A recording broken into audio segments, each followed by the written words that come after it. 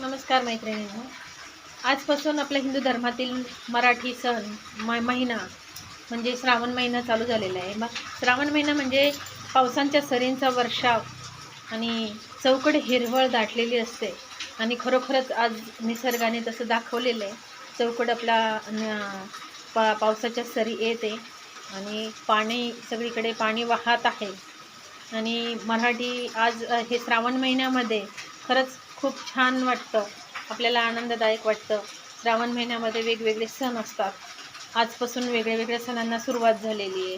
पहिला श्रावणी शनिवार, सोमवार, उपवास, तापास, नंतर मग पूजा, महादेवाची पूजा अर्चना केल्याने महादेव आपल्याला प्रसन्न होतो आणि आपल्या सर्व इच्छा पूर्ण होतात.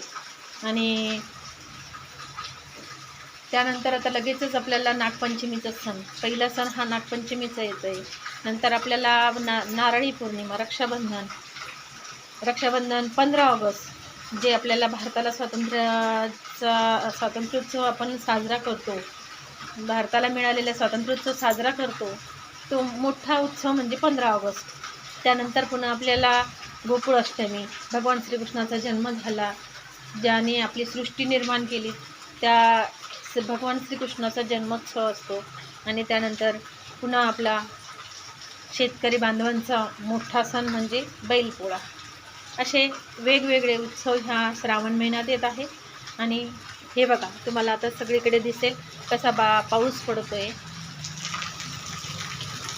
कशी निसर्ग चौकडे, निसर्गाची हिरवळ, हे सगळं दिसतंय.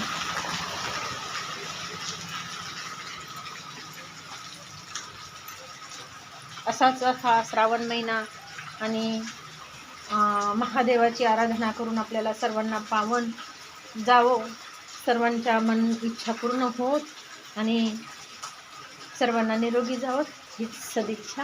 धन्यवाद. पुन्हा भेटूया दुसऱ्या